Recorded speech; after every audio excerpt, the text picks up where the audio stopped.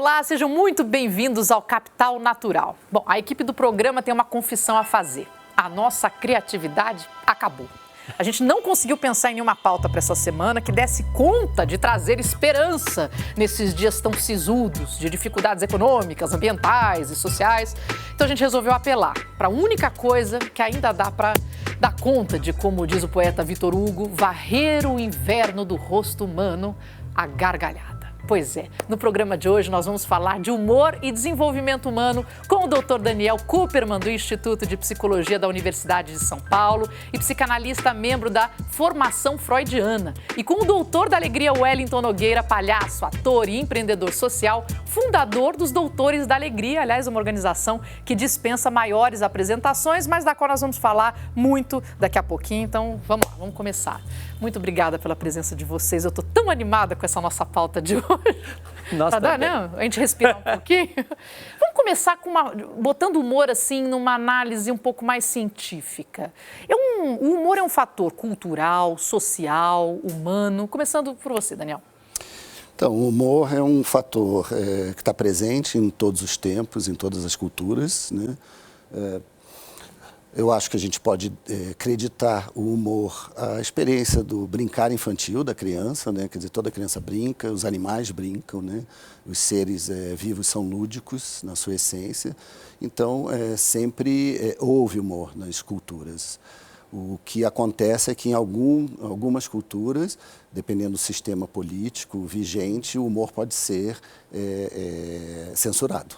Isso a gente também... Eu acho que na Coreia do Norte não tem muito humor. Assim. Se tiver humor, é humor oficial, né? Quer dizer, porque nós trabalhamos, nós psicanalistas, com essa diferença do humor, a essência do humor é rir de si próprio, né? E muitas vezes, em alguns sistemas mais totalitários, você pode rir do outro. Tá. Né? Mas você não pode rir da autoridade, você não pode rir dos governantes, você não pode rir dos valores compartilhados socialmente. Né? Triste, né? Acaba entristecendo. É deprimente, eu diria. Sem dúvida. Porque quando a gente perde a capacidade de rir da gente mesmo e de rir dos fatos, é como se a gente se apequenasse. Existe um tipo de mito, né, de que, por exemplo, o nazismo perseguia os humoristas, né? E, de fato, os fascismos perseguem os humoristas. Mas, para a gente não ficar muito sério, eu te respondendo, então, a pergunta inicial, né, o humor é uma motivação que me parece que está presente em todos nós, né? Ele vem dessa motivação que é a força maior, a alegria, né? Aquilo que realmente nos motiva para a expansão da vida. Para você, Wellington, é um fator social, é cultural, é puramente humano? Quer dizer, não temos nem como fugir dele porque ele está ali. Para mim, o humor é tão fundamental quanto respirar. E pelo fato exatamente da gente ter sido criança e a gente ter brincado, eu hoje acredito aquela frase, agora é sério, acabou a brincadeira, como o maior crime que você pode cometer contra o desenvolvimento de um ser humano. E como contribuição para um viver insustentável, porque quando a gente perde realmente essa capacidade de rir da gente, quando a gente ri da gente, a gente se perdoa, a gente assume o ridículo da humanidade. E eu acho que a gente vê esperança nessa hora, porque você desanuvia, você abre espaço para ver possibilidades. E para mim o que o humor mais me mostrou, como um palhaço que atua dentro de um lugar que é completamente volátil, incerto, maluco, foi isso.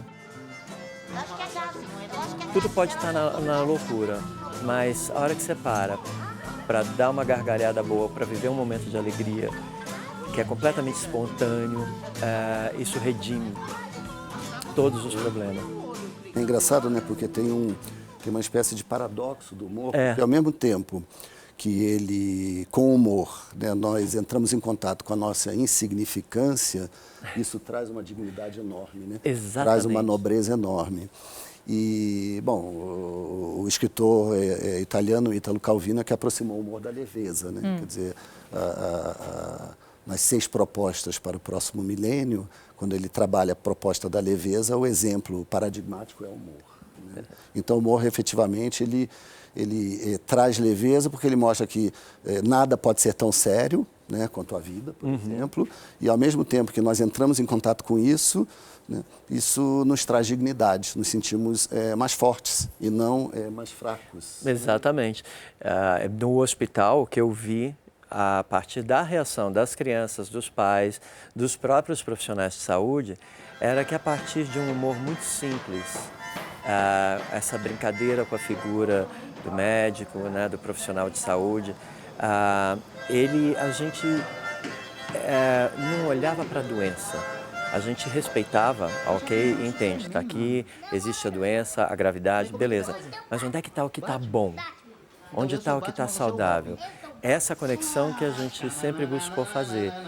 E me surpreendeu. O que, para mim, revolucionou a minha relação com arte foi isso, que, para mim, como palhaço, poder me conectar com o saudável na diversidade, para mim é uma dimensão quase que sagrada da arte, sabe? Mas é simples e não é séria.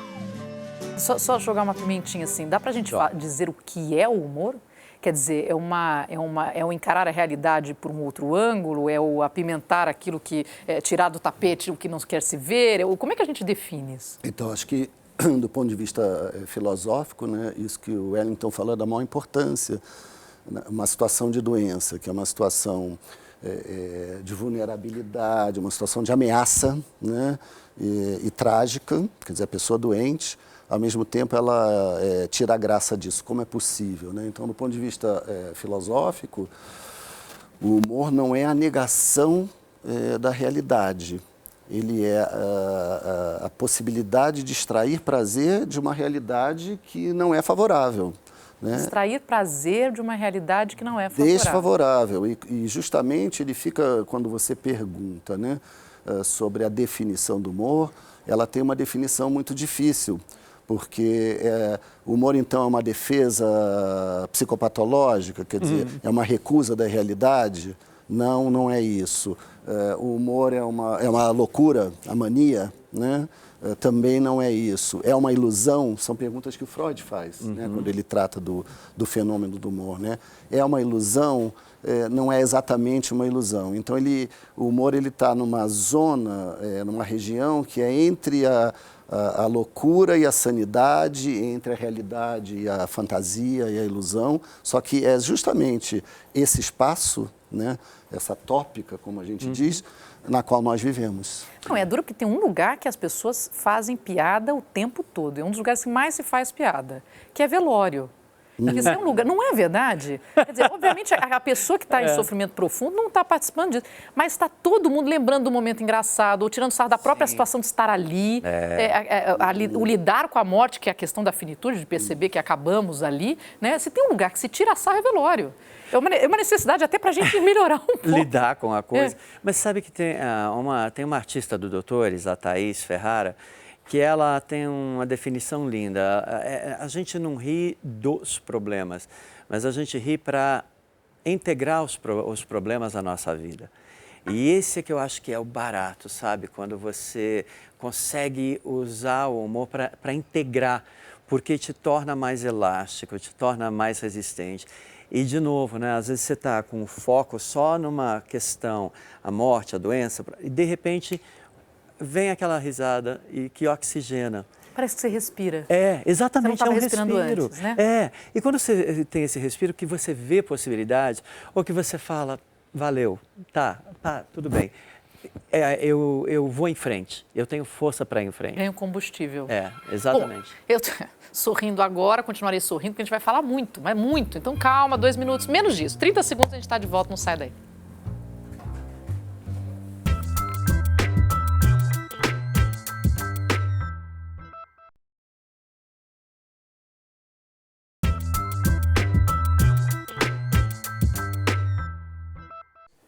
Estamos de volta com Capital Natural, hoje falando de humor e desenvolvimento humano com Wellington Nogueira, fundador dos Doutores da Alegria, e o psicanalista Daniel Kuperman, que, aliás, está doido para falar agora, porque eu interrompi o processo. Daniel, a gente estava falando de rir com o problema, né? Rir com a doença. Isso. Nós temos uma definição que uma coisa é você rir da vida, ou rir dos eventos da vida, né? e outra coisa é rir com a vida, né? Ou rir, seja com os bons momentos ou com os momentos mais tristes, né? Então, isso que o Wellington falou da integração, né? Integração é um termo psicanalítico, né? E é da maior importância para o desenvolvimento humano. Quer dizer, o sujeito poder se integrar e amadurecer. O processo de amadurecimento implica aceitar, né? Tanto a dimensão trágica quanto a dimensão cômica da vida, né? Não é só uma ou só outra. Então, eu gosto, inclusive, de uma frase do Frejá, né, que é rir de tudo é desespero, lembram dessa música? Né? Quer dizer, é claro, o humor não é esse tipo de riso, né? Não é o riso do desespero, não é o riso do outro que faz com que nós nos sintamos superiores, né? É um riso integrador. Exatamente. Eu quero falar, porque a gente tem tanto a cobrir, tem um fator assim do lado negativo do excesso, talvez, do humor, quer dizer, a gente pode ficar alienado ou não, mas antes de entrar nesse ponto, eu queria falar um pouquinho do Doutores da Alegria, que a gente pincelou ali no... Vamos abrir para você falar um pouquinho agora de como nasceu o projeto, como é que é o trabalho, por favor. Ok. O Doutores nasceu... Eu morava em Nova York, eu estava fazendo teatro musical lá. E estudar a técnica de palhaço é muito importante no teatro musical, porque o palhaço é um cara que ele provoca, a palavra da moda hoje, né, disrupção, mas ele permite que uma nova realidade se instaure. E no teatro musical, quando você começa a cantar uma canção, é isso que acontece. Então eu conheci muitos palhaços incríveis e eu estava uma época pensando, poxa vida, estou aqui fazendo teatro musical, estou gostando, mas está faltando alguma coisa. E foi quando eu fui convidado para fazer teste para o trabalho de palhaço em um hospital. E eu achava que a ideia era sacarina, ridícula, mas aí, e até a minha amiga que me convidou falou, pô, eu achava que você tinha a mente aberta, eu achava que você ia ver primeiro e julgar depois, né? Aí eu falei, não, vamos lá. E aí o que eu vi foi exatamente isso, uma dupla de artistas que chegou, não entrou, olhou nos olhos, pediu licença para se apresentar, e aí eles começaram a brincar com bolhas de sabão, mágica, música, como se fossem tratamentos médicos. E essa criança de repente ela ficou assim, ela que estava completamente acabrunhada, ela foi ganhando tônus, ela estava completamente desperta, e aí eles pediram licença para entrar no quarto. E ela entrou, assim que eles entraram, ela correu, ela saiu do leito e correu na direção deles. Até hoje eu não vi nenhuma superprodução da Broadway ou de Hollywood ter esse impacto sobre uma plateia de um. Então, para mim, foi essa virada de chave, sabe? Plateia de um e como que você pode criar um encontro poderoso ali, né? Eu vou entrar. Posso entrar? Pode. Dá licença. E é um espetáculo que é escrito a várias mãos, porque é os artistas, é a criança. Você não se apresenta você cria. A outra expressão linda de hoje, você cocria com a criança aquele encontro. Isso mudou meu jeito de ver a arte, mudou meu jeito de ver a vida. E 3 anos depois que eu comecei a trabalhar com esse projeto nos Estados Unidos, não fui eu quem criou, foi o Michael Christensen, que é o fundador do Big Apple Circus. Quando eu voltei para o Brasil, eu voltei porque meu pai ficou doente num hospital público. Então eu entrei no hospital e falei, cara, tem tudo para ser feito aqui no Brasil. Então tudo que eu aprendi nos hospitais eu pude usar com meu pai. E isso foi, eu mesmo fui experimentando do meu próprio remédio. E isso eu falei assim, não dá para não montar isso no Brasil. Eu quero que todos os artistas brasileiros, que as crianças, enfim, que todo mundo que tem interesse tenha jeito de conhecer isso e vivenciar e explorar. Porque naquela época eu já achava, sabe, que era alguma coisa que no futuro ia render bastante pano para manga, pesquisa. E hoje você vê, a gente fala de psicologia positiva, né, que o Martin Seligman criou, porque ele falou, a psicologia está catalogando muita doença e a gente nasce para justamente fazer o ser humano florescer, né? E como a gente floresce numa gargalhada, numa experiência de alegria, e não precisa nem ser o riso, é justamente a delicadeza do encontro, aquilo que te chama a atenção e já passou, foi embora, mas muda a tua frequência, teu dia. Então, o Doutores, 25 anos esse ano, mais de 1 milhão de crianças visitadas. Nós somos 42 besteirologistas. Adoro. Profissionais e atuando em 19 hospitais de São Paulo, Rio de Janeiro e Recife. E o Doutores inspirou também uma série de iniciativas semelhantes. Então, nós criamos uma rede de cooperação, são mais de 700 programas pelo Brasil, inspirados no Doutores, e a gente capacita gratuitamente, dando formação e treinamento, porque a maior parte desses programas semelhantes, eles não são artistas profissionais. Então, ética, qualidade é uma coisa que tem que estar presente no trabalho, tanto do profissional quanto do amador, quanto do voluntário. Então, a gente criou essa rede de cooperação como forma de ver também essa profissão besterologia, sabe? Começar a ganhar mais espaço.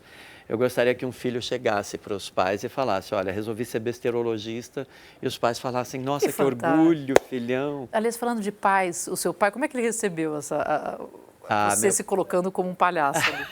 Para ele foi bom no momento que ele estava ali? Foi.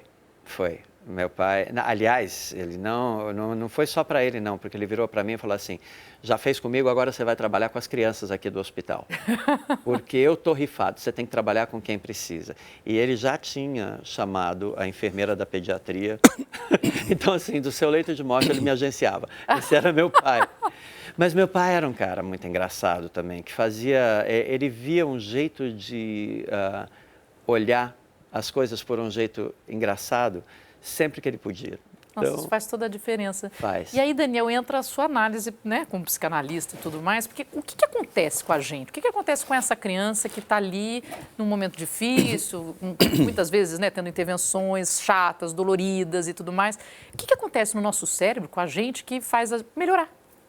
Então, eu acho que o Doutores da Alegria é um exemplo bom, porque ele... Vamos fazer um brinde, foi todo mundo tão... Vamos fazer um brinde aos doutores e ao humor, né? Isso, aos Obrigado. doutores, ao humor, à alegria.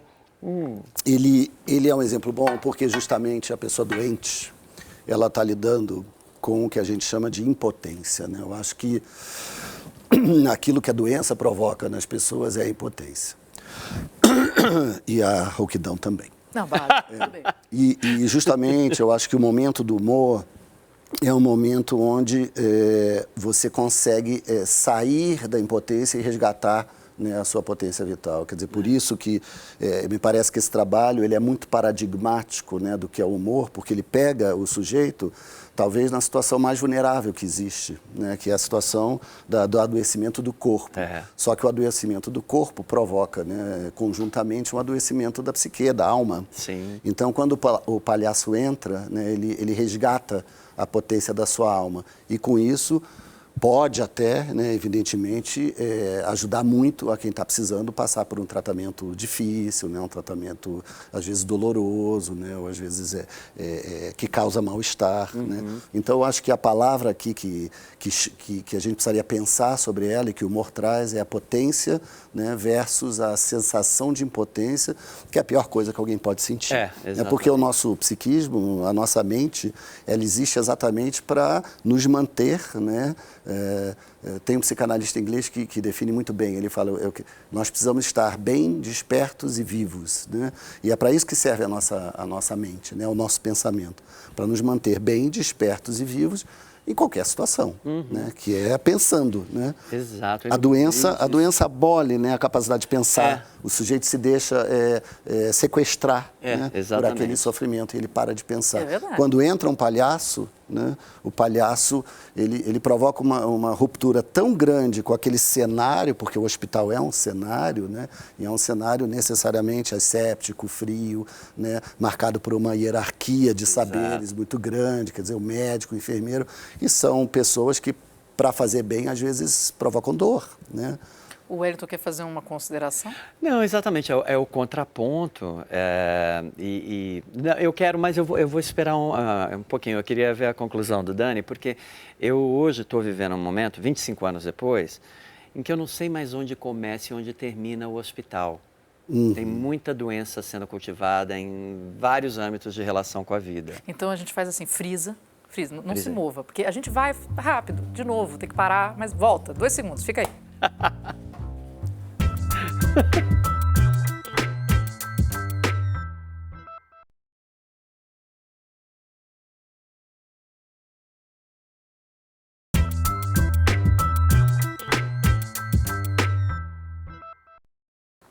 Olá, falei que era rápido. Estamos de volta com Capital Natural, falando hoje de humor e desenvolvimento humano com Wellington Nogueira, fundador dos Doutores da Alegria, e o psicanalista Daniel Kuperman. E o assunto continua.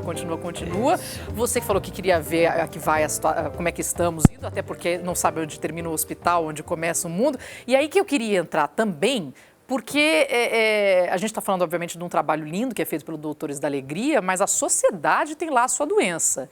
Dentro de uma sala de um terapeuta, por onde passei alguns anos, foi uma maravilha. Foi fantástico, morro de saudade. Há espaço para o humor e é importante a existência do humor fora do hospital como uma forma de tratamento? Quantas perguntas? Uau. Muitas perguntas, né? Mas são perguntas muito importantes e aparentemente óbvias, mas nem tanto. Eu me dediquei durante alguns anos a uma pesquisa sobre humor na psicanálise, né? Que se transformou num livro chamado Ousar Rir, né? Que foi uma tese de doutorado. E a pergunta era justamente essa, né? Porque quando Wellington definiu a psicologia positiva como um contraponto à psicopatologização, quer dizer, a psicologia que só se debruça nas doenças, né, e só fala da doença, a psicanálise teve também esse lapso em algumas das suas vertentes, né, em outras não.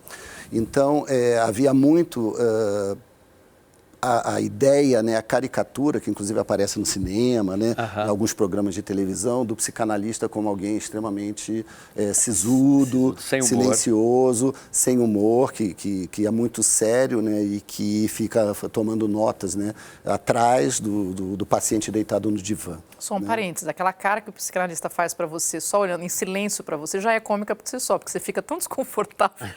Tá bom, vou falar. A chamada cara de paisagem, né?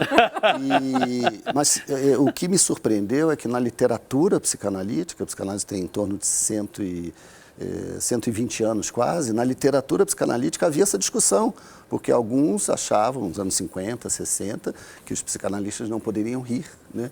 Quando é muito curioso, porque o Freud tem uma frase muito importante sobre a brincadeira, e para ele o humor é a brincadeira do adulto. Tá. Né? É aquilo que tem exatamente essa ideia de que o que sobrevive em nós da criança que brinca, né? Mas quando ele fala da brincadeira, ele diz assim, o brincar é a coisa mais séria que a criança pode fazer. Né? Então o humor não é algo que é a antítese do sério. Exatamente. Né? A seriedade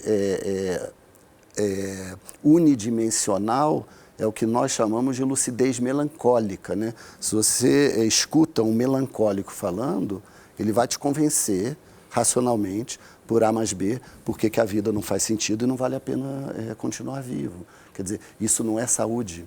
Né? Isso é uma lucidez melancólica. Então, a ludicidade que o humor traz, né, para a nossa existência, ela é uma das maiores riquezas, né, que nós temos, que vem do nosso inconsciente. Como é que isso só... Desculpa, pode falar. Não, porque justamente é o contraponto. E se você for olhar a vida, né, tudo é jogo, tudo é brincadeira. Se você for ver como as moléculas começam a se juntar ou a se separar, é um jogo, é um balé, é uma dança. Existe essa capacidade da gente fluir, brincar, ir numa outra direção e isso ser parte de um conceito de uma vida saudável, de uma cabeça saudável. Por isso que é muito louco quando eu vejo essa afirmação. Agora é sério, acabou a brincadeira. Porque eu nunca vou me esquecer de uma vez observando uma criança numa região muito pobre, ela pegar um gravetinho, uma peninha de galinha e começar a brincar e se divertir com aquela pena e de repente todo mundo foi chegando junto e fazendo parte do jogo, várias idades. Começou de uma coisa tão simples, né?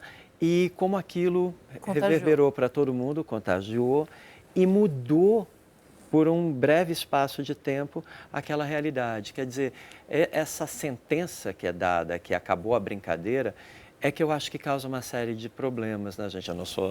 Não, e as crianças falam, né? Eu não quero ser adulto. E por que você não quer ser adulto? Porque adulto não brinca. Né? Então, só que isso é o retrato da nossa, de certo modo, da nossa cultura e algo que vem muito da modernidade para cá. Nossa, viva Peter Pan, né, gente? Viva Não, mas é Peter Pan. efeito de modernidade, de revolução industrial, dessa captura da força humana, né, da nossa energia para a força de trabalho, para a fábrica. Isso é Agora, muito Daniel, datado. como é que se aplica? Né? Porque aí eu ainda fico com essa dúvida. Quer dizer, como é que se aplica o humor num processo terapêutico onde se tem a ideia de que o psicanalista está ali, o psicoterapeuta está ali num papel totalmente sério? Não, o psicanalista, o que é importante num processo terapêutico é o psicanalista não se tornar um elemento produtor de trauma. Nesse sentido, ele não pode ser uma presença muito excitante, né? Porque é preciso que, num processo de análise, você entre em contato com as suas dores, né?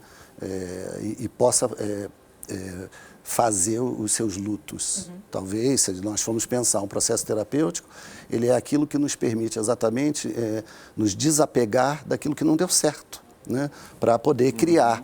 Então, não há essa oposição entre o efeito ou o resultado de uma psicanálise e o humor. Pelo contrário, quer dizer, a ideia é que se nós conseguirmos nos desapegar dos fracassos, né, é que nós, então, estamos mais livres para a experiência do humor. Agora, o terapeuta não pode ser realmente alguém que fique contando piada, porque não é isso que vai ajudar ninguém. É bom deixar claro isso. Mas ele precisa estar junto, né? Ele precisa exercer a capacidade empática, o que nós chamamos de empatia, né? Empatia é essa possibilidade de sentir junto com o outro. E nada aproxima mais as pessoas do que o humor. Inclusive, tem uma definição muito bonita, né, do Gilles Lipovetsky, que é um filósofo, sociólogo francês, que fala o humor é um lubrificante social. Né? Você chega num ambiente onde você não conhece as pessoas e as pessoas não conseguem se aproximar, se entra um palhaço ou se alguém conta uma piada, as pessoas imediatamente relaxam. Então, com esse lubrificante social, eu vou ter que fazer uma pausa para acabar o programa dessa semana, que foi a jato, e eu duvido que tenha passado meia hora, estou ficando um pouco chateada com isso, vamos que vamos, mas a conversa continua semana que vem. Então, por enquanto, agradeço por hora a presença do Dr. Daniel Kuperman, do Instituto de Psicologia da Universidade de São Paulo e psicanalista membro da formação freudiana, e com o doutor da Alegria Wellington Nogueira, palhaço, ator, empreendedor social, fundador dos Doutores da Alegria, organização que dispensa maiores apresentações. E a gente volta na semana que vem. Eu peço que você acesse a nossa página no Facebook, faça parte da nossa rede. Eu sou a Marina Machado, fique com a gente.